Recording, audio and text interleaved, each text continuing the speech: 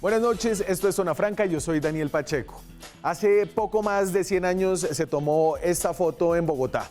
Por la gripa española, la pandemia que llegó a Colombia en 1918, los muertos se veían en la calle. Esta es tal vez la imagen más fuerte de la peste, la manifestación más clara no solo de la mortandad de las enfermedades, sino del desbarajuste total que causa en todos los ritos más enquistados que tenemos. El rito de cuidar al muerto, de dar sepultura, ignorado por el miedo al contagio. El muerto en la calle es también señal de desbarajuste de los servicios básicos del Estado o de la ciudad. Es la descomposición pública, literalmente, de la normalidad. Ninguno de nosotros esperaba hacer parte de una generación que volviera a ver esto. Hoy, sin embargo, sabemos que en muchos casos será difícil de evitar. Estas son las imágenes que vienen desde Guayaquil, la segunda ciudad de Ecuador, el centro industrial y de negocios de ese país. En Guayaquil los muertos están en la calle. Las cifras oficiales sobre contagios en esta provincia, más de 1900, dicen muy poco. Que la gente esté apareciendo muerta muestra que ahí le perdieron totalmente el rastro al virus. Es lo que pasó en Italia al principio, también en España. Es lo que podría pasar aquí en Colombia. Ya hay reportes de migrantes devolviéndose de Ecuador y entrando a Colombia para buscar refugio contra el virus. Por bien que lo hagamos acá, finalmente, por bien que lo hagamos acá en Colombia con el coronavirus, en este país tenemos dos fronteras muy vivas y muy porosas, una con Ecuador y la otra con Venezuela. El manejo de esas fronteras será uno de los mayores retos durante esta crisis. En Venezuela, todos los pronósticos sobre el coronavirus son muy pesimistas. De allá, de hecho, ya nos había llegado un brote de sarampión, un brote que no se veía en nuestro país hace más de 15 años. Y ojo, el sarampión es un virus contra el cual ya hay una vacuna. Desafortunadamente, las imágenes de Guayaquil serán una antesala a lo que ocurrirá con más fuerza luego en Venezuela. Para evitar que esta portada se repita en nuestro país, además de un ojo a cómo avanza la lucha contra el coronavirus acá en Colombia, no podemos perder de vista lo que está pasando en Venezuela y en Ecuador. Aquí arranca Zona Franca.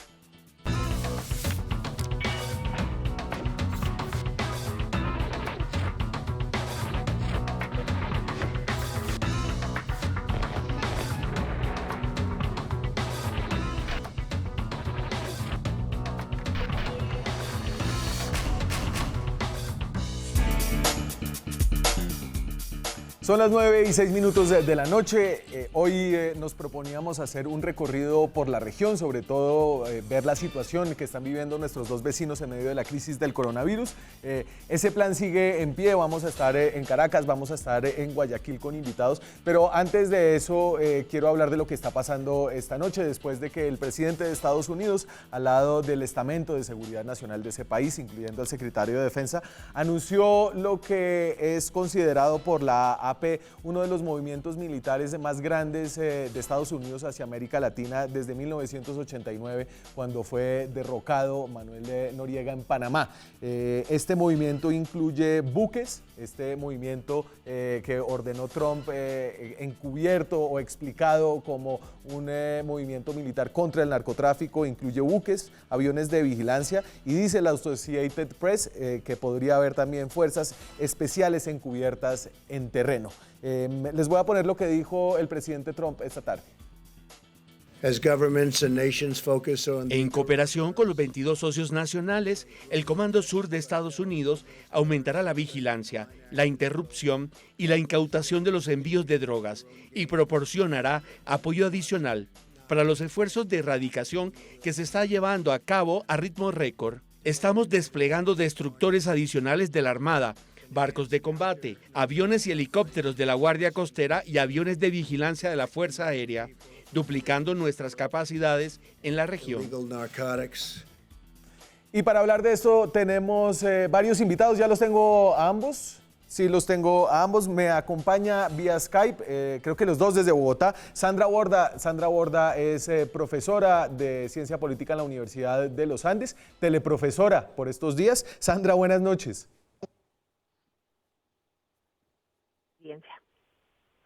Ahí está, gracias por acompañarme hoy. Y también me acompaña Gabriel Santos. Gabriel Santos es representante a la Cámara por Bogotá del Centro Democrático. Buenas noches, Gabriel, ¿qué tal?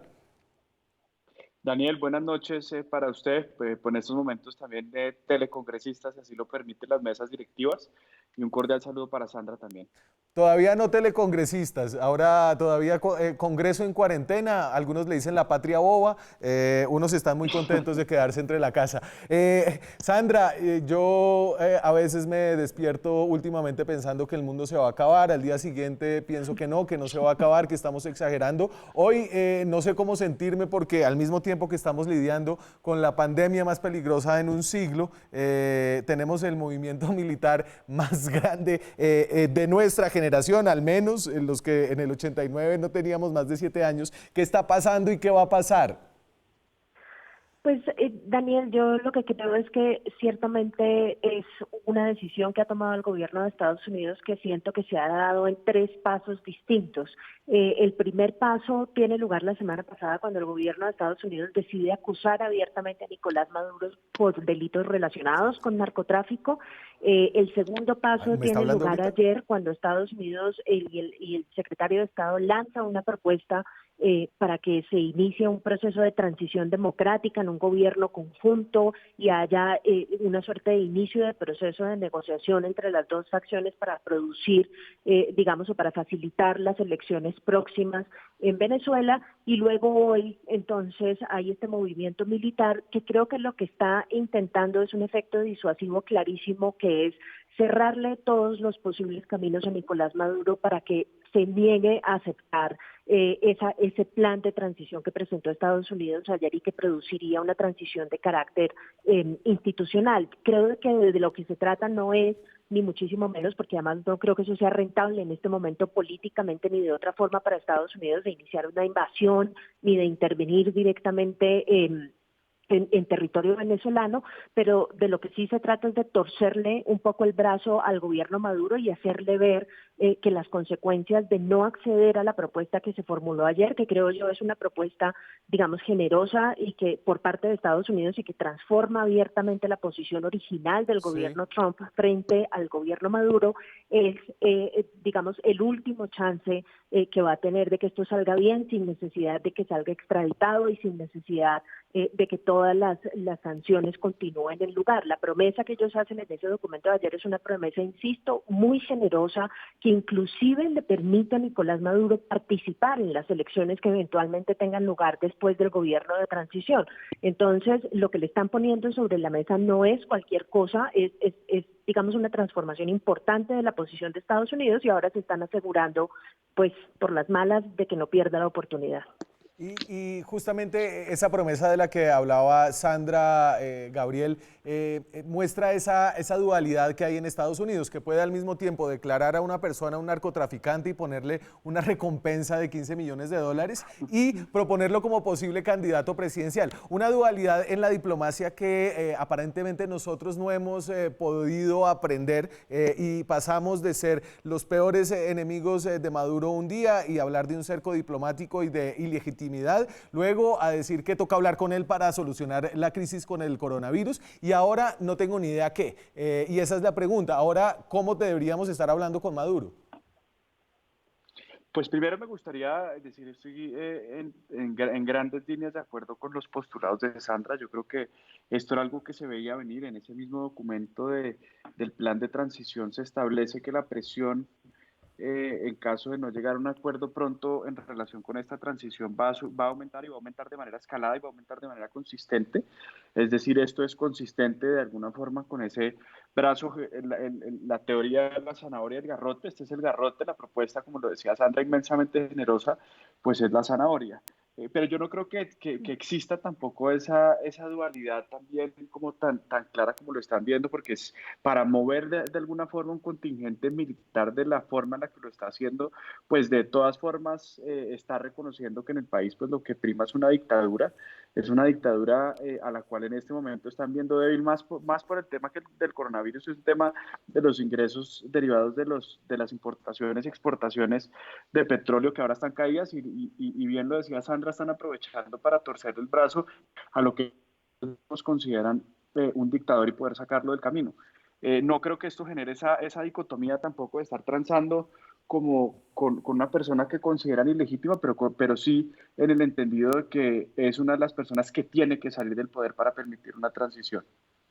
Sandra, aquí cualquier cosa que vaya a pasar pasa necesariamente por Colombia. Hay reportes, por ejemplo, de que ya hay fuerzas especiales encubiertas que podrían actuar en terreno. Hay una amenaza creíble de uso de la fuerza más o menos desplegada alrededor de Venezuela. ¿Usted la posición colombiana cómo la ve en este momento? No, yo lo primero que tengo que decir es que creo que a Colombia y al gobierno colombiano particularmente no lo agarra por sorpresa lo que está sucediendo en este momento, ni la estrategia que está adelantando Estados Unidos, que insisto, es una estrategia que está bien planeada desde el comienzo y que, digamos, se sustenta en el pragmatismo este gringo que busca básicamente lograr un objetivo fundamental sin pararle tantas bolas a los principios. Creo que la razón por la cual eso no toma por sorpresa a Colombia es porque inclusive en el plan que dio a conocer ayer el Departamento de Estado para la transición democrática en Venezuela, que hay un punto en el que se estipula claramente que Colombia y los países que acompañaron a Colombia en la denuncia ante la Corte Penal Internacional de los crímenes que estaba cometiendo Maduro y su gobierno en Venezuela van a retroceder si Maduro acepta el trato que le está proponiendo Estados Unidos. Luego, aquí ya hubo una negociación con el gobierno colombiano antes de que el gobierno estadounidense hubiese seguido toda esta estrategia. Esa es la razón por la cual el presidente Duque ha dicho en un par de ocasiones, en una ocasión que lo oí en una entrevista después del anuncio de la estrategia estadounidense, que esto es un derivado natural del cerco diplomático que él propuso inicialmente, que yo honestamente no creo que lo sea. Yo creo que esto sí ha requerido un vuelco fundamental de la estrategia de Estados Unidos, y lo que está haciendo el gobierno colombiano es adaptarse al cambio y a la transformación de la estrategia estadounidense. Este no era el plan A del gobierno colombiano, y nuestro plan B en este instante es ajustarnos a esta zanahoria y este garrote que le está ofreciendo Estados Unidos en este momento a Venezuela para producir la transición democrática. Transición democrática y dentro de los canales institucionales. Entonces, lo que yo creo que va a hacer Colombia es tratar, primero, de no quedarse por fuera de esta jugada diplomática. Para nosotros es muy problemático no participar en el proceso de transición venezolana, y eso requiere aceptar que esta transición eventualmente ocurra a través de un proceso de negociación, cosa que no quería el gobierno colombiano. Ahora les ha tocado limar un poco el filo que tenía esa posición tan clara desde el comienzo, y lo que va a seguir, supongo, es que Colombia, como siempre, pues digamos, se va a prestar para facilitar la estrategia estadounidense frente a Venezuela, pero esto es importante dejarlo claro, es una estrategia de Estados Unidos a la que nosotros hábilmente nos hemos sumado, no es parte de la estrategia que tenía pensado el gobierno colombiano para producir una salida a la crisis venezolana. Y Gabriel, y nosotros sin Congreso en este momento para poder aprobar el uso del territorio colombiano para las tropas estadounidenses. Pues hoy tuvimos una discusión muy larga en la comisión primera desde las 3 de la tarde hasta aproximadamente las 7:30, pues discutiendo la posibilidad de sesionar, empezar con sesiones virtuales al menos hasta que se levante la cuarentena, pero curiosamente, a pesar de que hicimos una sesión virtual para decidir si podíamos sesionar de manera virtual, pues eso habla mucho del Congreso, pero esperamos tener una solución pronta. Se le va a exigir que nos dejen reanudar las sesiones para poder, precisamente uno de los puntos fue tomar determinaciones en relación con todo lo que está ocurriendo a nivel estratégico en el continente y hacer control político a cómo el gobierno enfrente el coronavirus. Sandra, yo tengo la sensación de que en este punto se escaló y llegó, digamos que la estrategia estadounidense a un punto de no retorno. Es decir, que se escaló hasta un punto donde va a ser muy difícil que Trump diga, bueno, no, listo, ya los barcos incautaron 2 lanchas rápidas de cocaína y se van a devolver a Estados Unidos y ya, y seguimos lidiando con el coronavirus allá en Washington. Sí, es que ese es el gran problema de utilizar la estrategia de la disuasión, ¿no? Que usted amenaza con utilizar la fuerza para que el otro haga lo que de otra forma no haría, y si la amenaza del uso de la fuerza no es creíble, pues usted pierde. Es decir, si no están dispuestos a llevar esto hasta las últimas consecuencias, que ojalá no pase, por segunda vez porque el año pasado también pasó, el gobierno Maduro simplemente puede revelar, digamos, el vacío de la estrategia de Estados Unidos. Ahora, parte de lo que hay que tener en cuenta acá es que, digamos, Estados Unidos está en un proceso electoral en este instante, digamos, en semejante coyuntura tan difícil, y está la estrategia que está siguiendo la administración Trump en materia del control del coronavirus, lo está debilitando políticamente día tras día, y eso se está viendo en las encuestas. Cada vez más se está acercando Joe Biden a la candidatura de Trump en materia de las encuestas, y eso le está generando problemas enormes al presidente. Entonces, si logra conseguirse una forma de hacer que el electorado, difícilmente creo yo, porque la crisis está golpeando muy duro a todos los ciudadanos, pero si logra conseguirse una forma de que el electorado mire en otra dirección y se pueda presentar como un éxito la estrategia que siga en este sentido, es decir, el éxito sería Sí. que Maduro aceptara la negociación, aceptara el gobierno de transición y aceptara llevar a cabo elecciones nuevas. Creo que Trump saldría muy bien librado. Gabriel, el escalamiento de esta situación que siempre podría ser catastrófico para Colombia en este contexto puntual, lo es aún más. Imagínese un país viviendo una guerra como Venezuela, si hay un enfrentamiento militar en medio de una crisis epidemiológica mundial. ¿Usted cuál cree que debería ser el mensaje que el gobierno de Colombia debía enviar en este momento, además de la obediencia con Estados Unidos? Pues Daniel, yo creo que Trump no tiene en este momento la posibilidad de maniobrar el país y llevarlas a otro conflicto bélico, primero por su discurso desde el día uno, por más de que intente enfrascar esta lucha contra la narcodictadura precisamente en eso, en una lucha contra el narcotráfico como lo ha intentado direccionar, pues es que incluso el problema del coronavirus ha afectado de manera sustancial la capacidad operativa y militar de los Estados Unidos. Tienen hoy en día un comandante, perdón, de un portaaviones pidiendo que lo dejen atracar porque tiene la tripulación absolutamente infestada y el argumento es no estamos en guerra, no necesitamos exponer a nuestra gente a esto y es algo que se va a ver de manera sostenida, poner a un país y sobre todo a nosotros como Colombia en medio de esta situación catastrófica, una economía absolutamente postrada, unas fuerzas militares que no deberían estar en este momento pensando en combatir el enemigo externo o ver cómo tenemos que defendernos de Venezuela, sino pensar en cómo asistir a la población colombiana más vulnerable que va a requerir de la mano amiga de las fuerzas militares, pues en este momento me parecería a todas luces un error considerar enfrascarse en un enfrentamiento bélico con el que sea, pero también nos enfrentamos al mismo problema que bien describía Sandra y es pues la amenaza de Trump no puede ser una amenaza vacía. ¿Hasta dónde están dispuestos a llegar? ¿Hasta dónde están dispuestos a irse con los navíos entre las naguas? Así que yo espero pues, que en este momento primes eso. Nosotros no tenemos tampoco por qué estar financiando un conflicto cuando tenemos que estar dirigiendo los recursos a rescatar a las pequeñas y medianas empresas, a darle un alivio a los trabajadores informales, a la gente que vive del rebusque. Así que este sería el peor de los escenarios para Colombia. Para cerrar en una nota feliz, ayúdeme a entender cómo esto puede no salir terriblemente mal para Colombia en algún escenario. No, yo creo, perdón, sigue Sandra, Daniel. hágale. No, usted me está pidiendo una nota feliz por estas épocas y a mí que me están costando tanto trabajo. Pero no, mire, yo creo que la estrategia no es una estrategia improvisada. Yo creo que de esto, si el gobierno estadounidense logra mantener la credibilidad de la estrategia que está siguiendo, si a usted le suma a todo esto la baja en los precios del petróleo producto pues de la disputa esta entre Arabia Saudita y Rusia, si le suma el hecho de que el Fondo Monetario Internacional no le quiso dar plata a Maduro para combatir la pandemia, si le suma la presión económica como muy particular que está experimentando el gobierno en este instante y esta suerte, insisto, de dar zanahoria y dar garrote simultáneamente que está proponiendo Estados Unidos, yo creo que es posible que la estrategia funcione.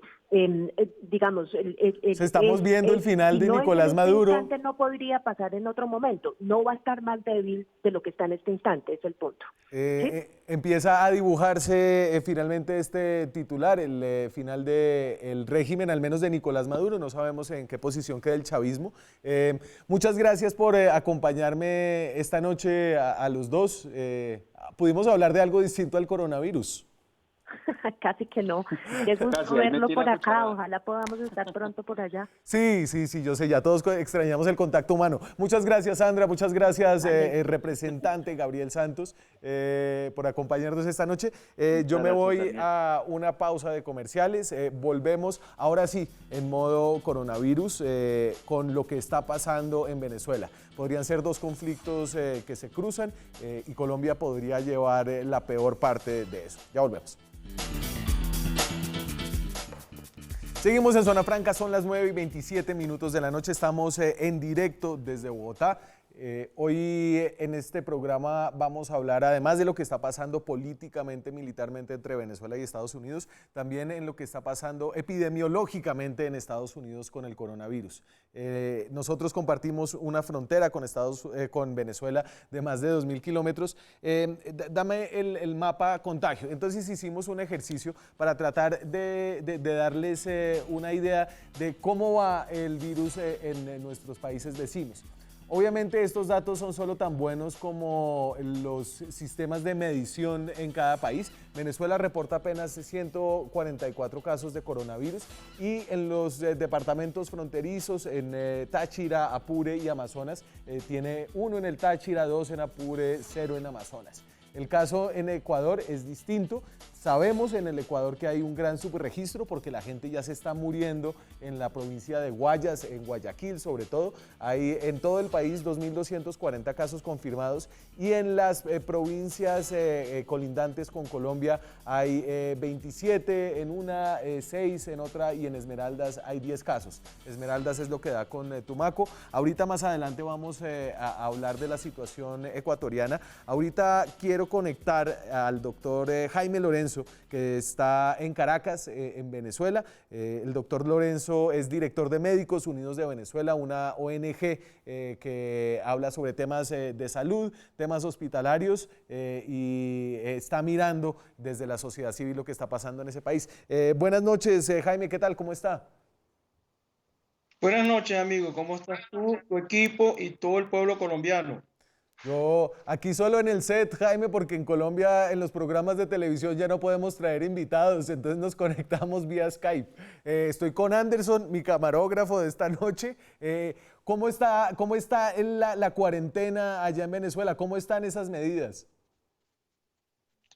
Bueno, en Venezuela las medidas de cuarentena se han cumplido en un porcentaje bastante importante de la población, exceptuando en aquellas zonas donde hay un cinturón de marginalidad en cuya situación es debido que no la cumplen por una sencilla razón, necesitan conseguir alimentos. Acuérdate que hay muchas personas que viven del día al día y tienen que comprar alimentos y no tienen capacidad para estar más de 3 días sin adquirir alimentos y esa población es la que menos está cumpliendo la cuarentena, pero es importante que se sepa también que hay un trabajo del punto de vista del uso de los tapabocas por la población que es bastante importante. Doctor Lorenzo, tengo unas cifras que salen citadas en un artículo que leí hoy en America's Quarterly. El 63% de los hospitales en Venezuela tienen fallas eléctricas, el 20% de los hospitales no tiene agua del todo, el 70% solo tiene agua 2 veces a la semana. Yo sé que ahorita están saliendo unas cifras, esas cifras, ¿qué tan fieles a la realidad son, cree usted? Esas cifras que estás exponiendo son del trabajo del Grupo de Médicos por la Salud de Encuesta Nacional de Hospitales, en la que ellos hicieron ese trabajo en el 2019. La situación no ha variado mucho, hay problemas importantes en la parte del suministro de agua. De hecho, hay ahorita en este momento se está haciendo un monitoreo de los hospitales en la región capital, en Caracas, en donde se comprueba que hay un alto, más del 60% de los hospitales, el suministro de agua está comprometido. Es decir, no llega regularmente y o los sistemas de contingencia, que es por camiones cisterna, son muy pocos, porque en Caracas hay un problema de suministro de agua a nivel de toda la capital. Eso condiciona y dificulta, y a nivel de todos Sí. de todos los estados hay problemas de suministro de agua, y la parte eléctrica hay fallas intermitentes en muchas zonas. Por suerte, quizá, y tenemos que decirlo de esta manera, se aprendió lo que ocurrió el año pasado con el gran apagón, y los hospitales cuentan con las plantas eléctricas, pero el gran problema es que vamos a tener, y empezamos a hacer las llamadas de alarma, es con la situación de la escasez de combustible, que estas plantas funcionan con combustible y lubricante. Si hay una situación de escasez gravísima de combustible y viene un problema de situaciones de falla en energía eléctrica, puede ser que en los hospitales se sientan comprometidos por esta situación de combustible a nivel de todo el país. Hablemos un poquito de la situación epidemiológica. Entiendo que el último reporte nos da más o menos 140 y pico de casos confirmados en Venezuela. En otros lugares del mundo donde las autoridades le perdieron el rastro a los casos, como en Lombardía, en Italia, en algunas ciudades españolas, y ahorita lo estamos viendo en Guayaquil, ¿se dieron cuenta cuál era la situación real cuando se empezó a morir la gente, básicamente? ¿Usted cree que en Venezuela se van a dar cuenta ustedes de la magnitud de la epidemia de esa misma manera? Hay varias cosas que tenemos que manejar. En el caso de Venezuela, la medida de cuarentena bastante precoz ha sido un mecanismo de contención a la epidemia, pero hay una realidad muy clara.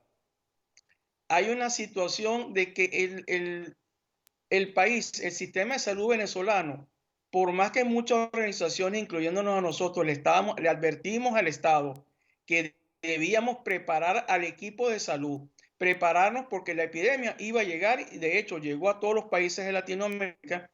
Hay una situación clara, nos agarra con decisiones acertadas desde el punto de vista macro, es decir, Sí. la cuarentena, la contención social, pero en deficiencia porque el personal de salud no había recibido lo suficiente preparación para manejar la epidemia, y la dotación en los establecimientos no era la adecuada. Y de hecho, en el monitoreo de hospitales que hay, se está descubriendo que un altísimo porcentaje del personal no tiene los medios de protección, y no hablemos de los medios de bioseguridad. Claro. Esto nos está indicando a nosotros que el personal de salud, como ocurrió en los otros países, va a ser la primera línea que se va a enfermar, y también van a ser líneas de contagio a nivel de sus comunidades. De hecho, ya en Venezuela se está hablando, y lo dijo ayer el presidente Maduro, de que ya hay contagio comunitario, es decir, contagio a nivel de comunidades que no tienen ninguna relación con los viajantes de otros países.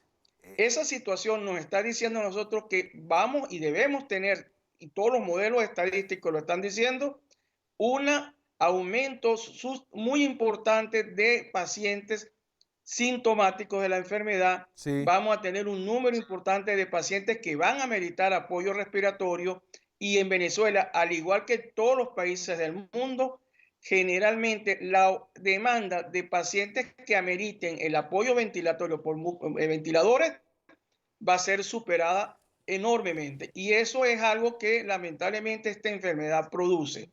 Una gran cantidad de enfermos, Sí.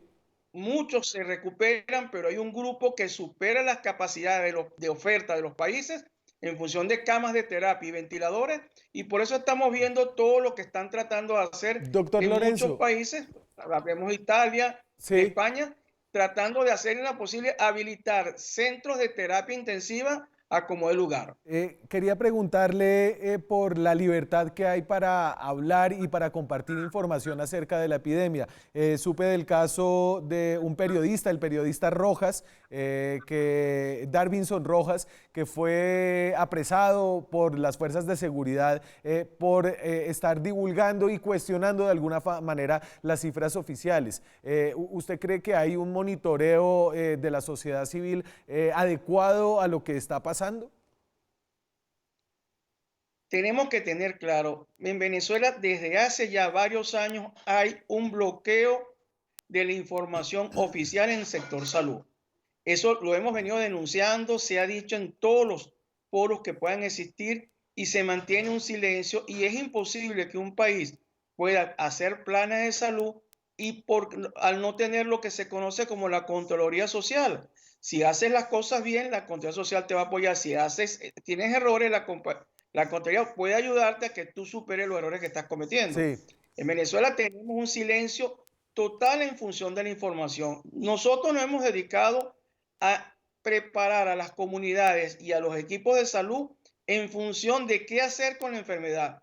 Los números oficiales los respetamos, es la institucionalidad quien lo está diciendo, pero como médicos sabemos y ya todo lo que nos ha pasado a nivel mundial nos dice que los números van a ser muy importantes, pero es la metodología que tiene el Estado venezolano de tener el control absoluto de la información no sabemos con qué motivo, porque al final, si esta epidemia comienza a crecer en los términos que se está esperando, va a superar cualquier capacidad de ocultar la cifra o maquillar la cifra. Eso es una realidad y lo peor que puede ocurrir es eso de tener una creencia o crear la sensación de que todo está bien. Cuando tendremos problemas, ¿cómo vamos a hacer? Y la restricción de la información no solamente es el periodista. Hubo un enfermero en el estado Táchira, cerca de los límites con tu país, que fue detenido por espacio de unas 12 horas por haber denunciado que en su hospital no había los mecanismos de protección, al igual que personal de salud en el estado Monagas. Es una situación que es absurda cuando tú tienes una situación de una enfermedad que amerita el concurso de todos nosotros. Sí. Y cuando decimos todos nosotros, son todos los ciudadanos y ustedes los comunicadores sociales. Son quizás la mejor arma para combatir esta enfermedad, dando la información real, apoyando con todos los mensajes. Ustedes son los grandes gestores del triunfo en una lucha contra una enfermedad como esta. Doctor Lorenzo, y déjeme preguntarle para terminar, y yo sé que hablar del futuro es muy difícil por estas épocas, pero ¿usted cree que en Venezuela el virus va a generar un desborde tal del sistema de salud pública que mucha gente va a querer venirse a buscar ayuda a Colombia?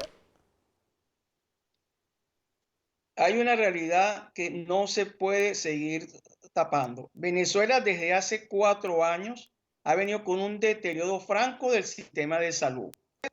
Nuestra organización hizo una encuesta del 28 de febrero al 1 de marzo y encontramos una cosa que casi el 80%, 76% de los centros no tenían equipo de rayos X funcionando para hacer diagnóstico de la enfermedad. Una de sus complicaciones es la neumonía. Sí. Los servicios de laboratorio no estaban funcionando en el 80% porque le faltaban los reactivos para procesar muestras. Y no es procesar el diagnóstico de enfermedad, es hacer el examen de la hematología completa para ver el proceso infeccioso cómo va y cuál es su respuesta ante los antibióticos, o aquel diabético que necesita saber cómo están sus niveles de azúcar en la sangre. Usted me está diciendo que esas sí. Situaciones son claras. Que están... Y esto nos dice a nosotros que va a ser ante un deterioro tan grande del sistema de salud, la enfermedad. Ojalá nos equivoquemos y que los modelos matemáticos fallen, pero significa que es posible que en Venezuela no tengamos la capacidad necesaria para dar respuesta al número de pacientes que pueden ocurrir. Es el doctor Jaime Lorenzo, director de Médicos Unidos de Venezuela. Muchas gracias, doctor, por acompañarnos esta noche. Gracias a ustedes. Nosotros nos vamos a una pausa de comerciales. Cuando regresemos nos vamos donde nuestro otro vecino. ¿Qué está pasando en Ecuador? Estamos viendo las imágenes, la versión latinoamericana de lo que pasó en Italia, de lo que pasó en España. Ahora en Guayaquil, la ciudad de Sudamérica más afectada por el coronavirus. Ya hay muertos en la calle y nos estamos preguntando si eso nos podría pasar a nosotros acá. Ya volvemos. Seguimos en Zona Franca, son las 9:45 de la noche. Hoy echándole un vistazo a lo que pasa en el barrio, en América Latina, con nuestros dos vecinos, los dos vecinos con los que compartimos las fronteras más vivas y más extensas, Ecuador y Venezuela. Nos hablaba el doctor Jaime Lorenzo de Venezuela, decía que ellos están, como se podía esperar en esta situación, mal preparados para enfrentar un pico epidemiológico de enfermedades respiratorias como el que vendría con el coronavirus en ese país. Quiero hablar un poquito de lo que pasa también en Ecuador. Estas imágenes de los muertos ya habían sucedido. Mire cómo llevan un muerto, Dios mío, aquí en toda la 29 y Callejón Parra. Dios mío, lindo, lo llevan ahí en una de la 28 y Callejón Parra, miren, aquí van llevándolo. Y la sangre, Dios mío, lindo. Mire, Dios mío, lindo, cómo lo... ¡Oiga, llévense eso! ¡Oiga, llévense eso! ¿Qué pasó? ¿Por qué dejan eso ahí? Dios mío, lindo, miren, Dios mío, lindo, cómo dejaron ese muerto ahí. Aquí, mira cómo dejaron ese muerto ahí, Dios mío, lindo. Míralo ahí, negro, cierra esa puerta, Dios mío, lindo. En la provincia de Guayas, de la cual Guayaquil es la capital, hay 52 muertes asociadas al coronavirus. Ese dato puede ser engañoso porque las muertes de coronavirus solo se cuentan si la persona ha sido diagnosticada, si ha sido sometida a todo el proceso de prueba. Lo que pasó en Guayaquil es que la gente se empezó a morir mientras estaba en la casa sin haber sido diagnosticada. Este es el virus diciéndole a usted que perdió el control de la situación y eso está pasando allá en Ecuador. Esto ha creado también una situación en la frontera colombiana con Ecuador y allá está Rubén Rojas, que es periodista del Diario del Sur, quien me acompaña en este momento vía Skype. ¿Qué tal, Rubén? ¿Cómo está? Hola, Daniel, buenas noches y un gusto saludar a la gente de Zona Franca. Una corrección, no soy periodista de Diario del Sur, soy periodista de Sur Noticias y también trabajo con el servicio informativo de Caracol Radio, no con Diario del Sur. Mil disculpas, caracolero. Rubén, ya la frontera, es decir, Guayaquil está bien lejos de la frontera con Colombia, son más de 10 horas por tierra, ¿cierto? Pero esto ya se está sintiendo, lo que está pasando en Ecuador.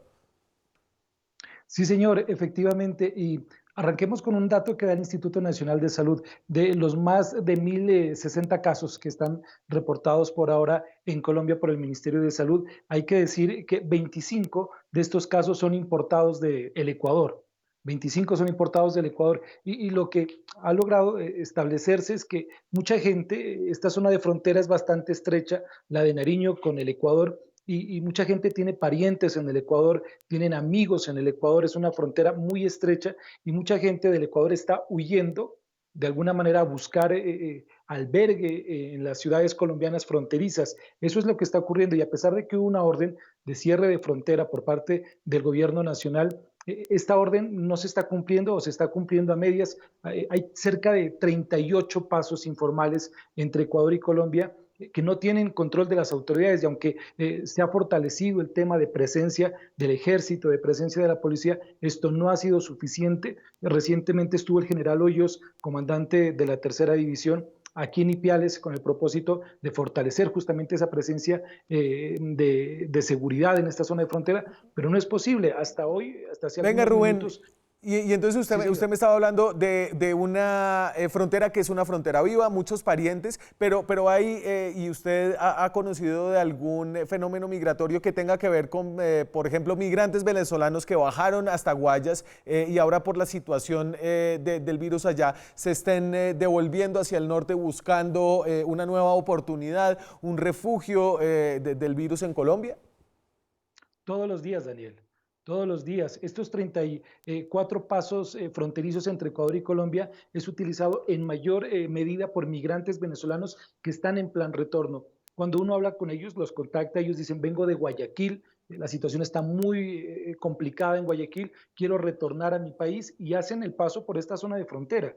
Se quedan muchos varados aquí porque usted entenderá que las restricciones en el territorio colombiano restringen también la movilidad entre municipios, a no ser de que sean cosas extraordinariamente necesarias. Pero lo que está ocurriendo es que mucha gente, mucho migrante de nacionalidad venezolana se está quedando trancada aquí en la primera población colombiana, que es Ipiales, y se está generando una situación tan complicada que justamente hoy el alcalde de Ipiales ha ordenado la militarización del municipio de Ipiales 24 horas porque la situación está difícil. Y Rubén, y usted que conoce toda esa frontera, es una frontera muy distinta arriba en la cordillera, en Ipiales, a como lo es abajo en Tumaco, entre ese municipio de Nariño y la provincia ecuatoriana de Esmeraldas. Le voy a poner para que escuche a la alcaldesa de Tumaco, que sacó hoy un video que es escalofriante. Esto es lo que dice cuando se confirma el primer caso de coronavirus en la ciudad de Tumaco. Hoy lamento mucho informar que Tumaco acaba de reportar como positivo el primer caso de coronavirus. Se trata de un menor de 6 meses de edad. Se trata de un niño quien tuvo contacto con su abuelita, que llegó ya hace más de 3 semanas de Ecuador y que vino precisamente a un entierro. Lamentablemente, por la actitud que ha tomado una importante parte de la ciudadanía tumaqueña, no nos queda más sino pensar en lo peor. Este es el primer caso confirmado, pero claramente Tumaco hoy debe tener muchísimos, pero muchísimos casos de coronavirus.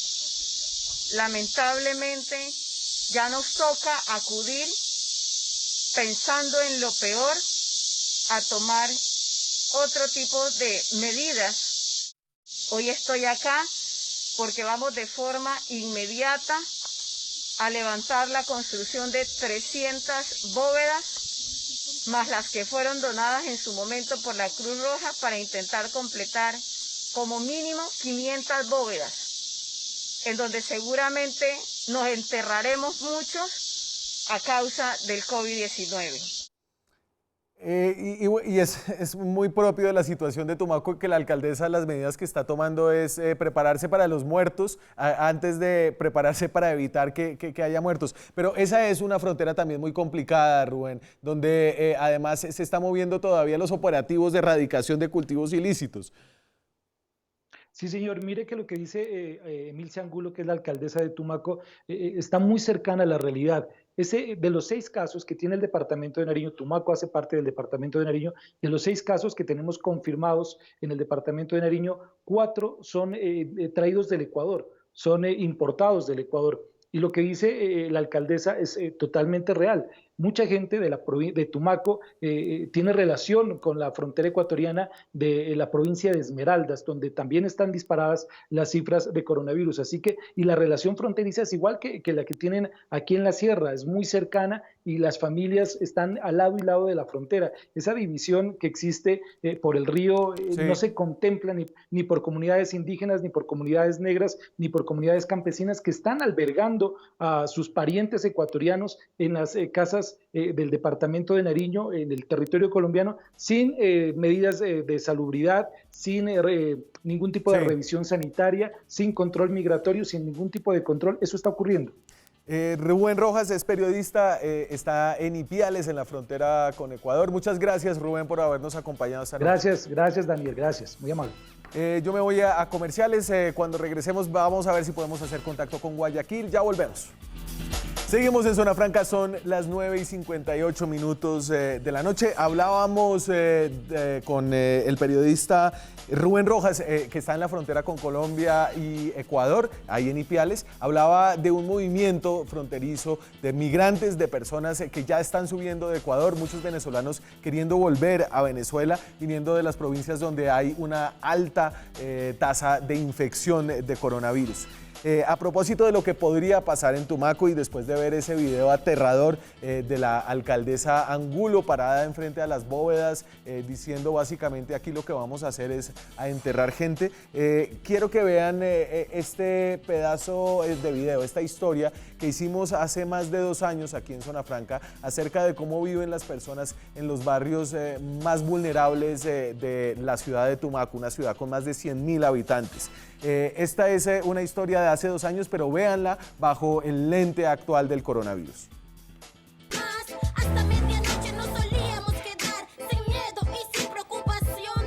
En este puente ya muchos niños se han caído, sino que los mamás hemos estado pendientes de lo cual pasó lo del niño.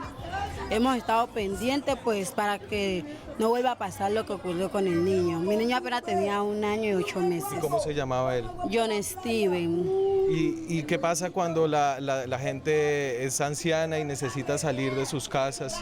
No, mire, la señora, la que está allá, Sí. Señora, venga. se cayó y mire que ahí tiene hasta el barro, miren. Ay, y son ancianos. Mi abuela no puede entrar para acá porque le da miedo venir para acá porque para allá, hombre, no le hace caer ese puente. ¿Y hace cuánto está este puente así? Hace tiempo. Este puente, lo vienen, lo miden y quedan otra vez en lo mismo. Mire, vea todas las cosas deterioradas del puente. Ahí, como pueden ver ahí, pisan y se baja de una el puente. Entonces, hay gente que debería ver el alcalde, bueno, los que vienen a medir, que por lo único que pedimos es que nos arreglen el puente, que nos den la colaboración, porque aquí en este puente hay muchos niños chiquitos. Así era Tumaco hace 2 años, así sigue siendo Tumaco, donde es difícil guardar la cuarentena. En el comienzo de esta crisis hemos empezado pensando que las ciudades grandes como Bogotá, Cali, Medellín, donde llegaron las personas con el virus de casos importados, eran los lugares más vulnerables. En este momento hay que seguir pensando que esos son lugares importantes de contención, las ciudades, pero que las fronteras, la frontera sur con Ecuador, la frontera nororiental con Venezuela, son también lugares muy vulnerables por donde podría llegar este virus. Hasta ahí llegamos nosotros esta noche y seguimos con ustedes, si el virus permite, mañana con más periodismo, más debate, más opinión. Chao.